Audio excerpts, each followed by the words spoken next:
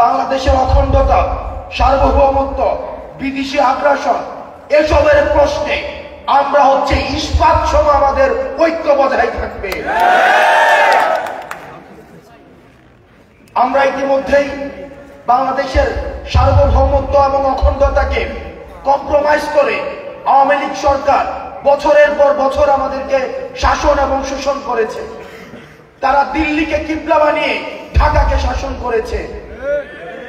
যারা ভারতের আপনারা পলিসি মেকার যারা আপনারা রয়েছে, মালদ্বীপকে আপনারা নিয়ন্ত্রণ করতে পারেননি, শ্রীলঙ্কাতে আপনাদের আধিপত্য হারিয়েছেন, নেপালের কাছে আপনারা বর্ষতা স্বীকার করতে বাধ্য হয়েছেন, ভুটানকে আপনারা বিপদে পাশে পান না, পাকিস্তানের সাথে আপনাদের ঐতিহাসিক সম্পর্ক, মায়ানমারের সাথে আপনাদের রাজনৈতিকভাবে কোন্দল, আপনাদের আশেপাশে কোন দেশ নেই যারা আপনাদের সাথে কোন ধরনের সৌহার্দ্যপূর্ণ সম্পর্ক রয়েছে। ভারতের সাথে আমাদের যে সম্পর্কটি, এই সম্পর্কটির অবনতি সেটি কোনো ধর্মীয় কারণে নয়।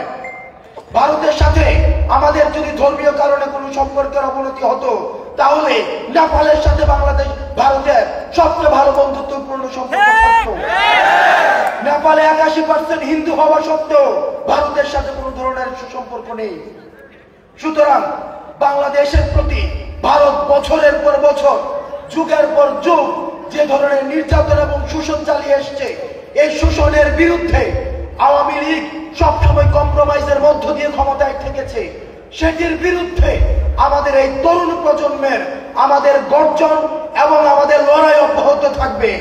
আর কখনোই কোনোদিনও আমাদের জীবন থাকতে সাদিদের রক্ত যতদিন আমাদের মনে আছে, ওয়াসিমের রক্ত আমাদের যতদিন মনে আছে, মুগ্ধ এবং সাইদের রক্ত আমাদের যতদিন মনে আছে, ততদিন পর্যন্ত ভারত এই বাংলাদেশে আর কোনোভাবে আধিপত্য বিস্তার করতে পারবে না।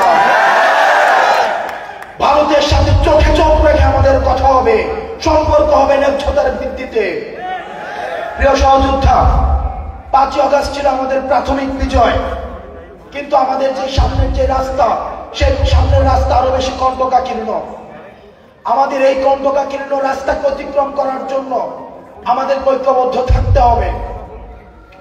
আমাদেরকে দেশি বিদেশি ষড়যন্ত্র অব্যাহত রয়েছে, আমাদের নিজেদের মধ্যে ক্ষমতা কাঠামো নিয়ে দ্বন্দ্ব রয়েছে।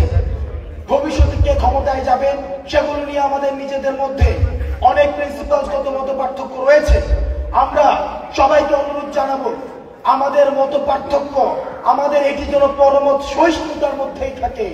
এই পরমত সহিষ্ণুতা কখনোই যেন আওয়ামী লীগের মতো আগ্রাসী মনোভাবে পরিণত না হয়। আমাদের পরমত সহিষ্ণুতা থাকবে, মত পার্থক্য থাকবে, দ্বিমত প্রকাশ থাকবে, তবে সেটা হবে রাজনৈতিক, সেটা হচ্ছে সৌন্দর্যের কালচারের মধ্য দিয়ে। সেটা যেন আর কখনোই আওয়ামী লীগের মতো দমন পীড়ন, গুম খুন হত্যার রাজনীতির মধ্য দিয়ে আর কখনোই কনভার্ট না হয়।